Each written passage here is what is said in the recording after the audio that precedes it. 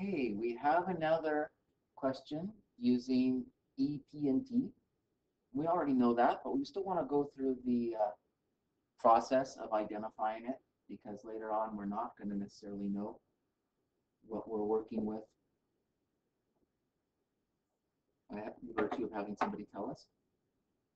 Okay, so how much energy is used by a 100-watt incandescent bulb in one day if it's left on?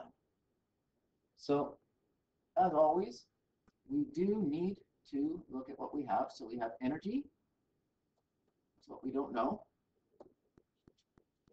We've got 100 watts. That's a measurement. Watts are a measurement of power. And they're the SI units. So that's great. We don't have to convert there. That's awesome. One day. Oh, one day. That's not SI units. It is a measurement of time. One day. So one day, we're going to have to convert. If we want to do things in SI units, we would have to convert that to seconds. And that would be a lot of work. But sometimes it's what we need to do. So I'm going to show you two ways of doing this problem, because there's two possible different situations. There's the situation when we're doing this question for physics, and we actually care about all this scientific formulae. And then there is also the situation where this is a real world question. We want to know how much energy it's using because we're going to be billed on it, and we want to know how much that's going to kind of like cost us. So those are two different situations. We're going to look at both of them. So in the first situation, we do need to use SI units.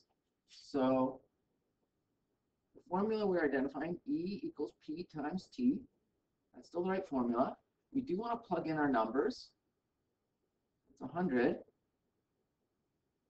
watts. Watts are SI units. And then we need to plug in time in seconds. Well, how do we convert a day into seconds? Well, we've got one day. We need to convert by 24 hours in a day, 60 minutes in an hour, and 60 seconds in a minute. And that's going to give us our actual answer in joules. Once we use SI units for everything, our answer comes out in SI units. So let's grab our friendly neighborhood calculator and just plug those in. So we want to plug in 100 times 1. Oh, I'm not going to type in times 1. Times 24 times 60 times 60. And we get a really huge number. Okay?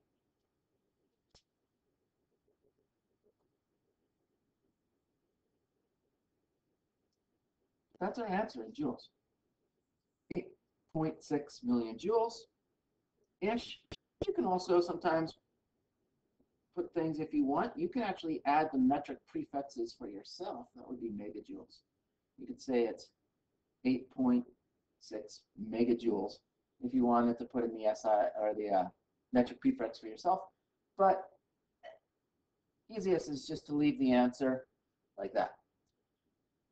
In the real world, though, that's a huge number. It's really easy to misplace a zero. It's not great. It's not what we want to work in the real world. In the real world, you're billed per kilowatt hour.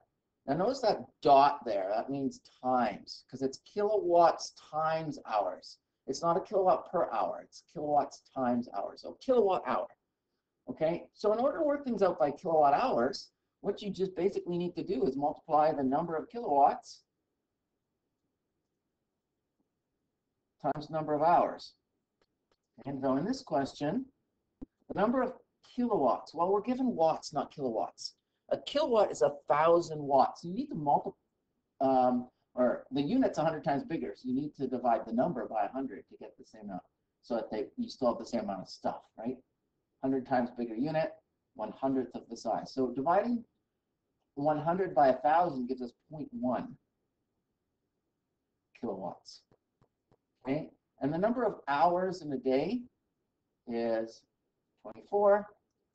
So we have 2.4 kilowatt hours. And that's what you would be billed for. And that's a final answer.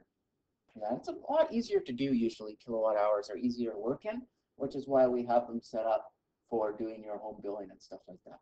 But that's how you do those kinds of questions.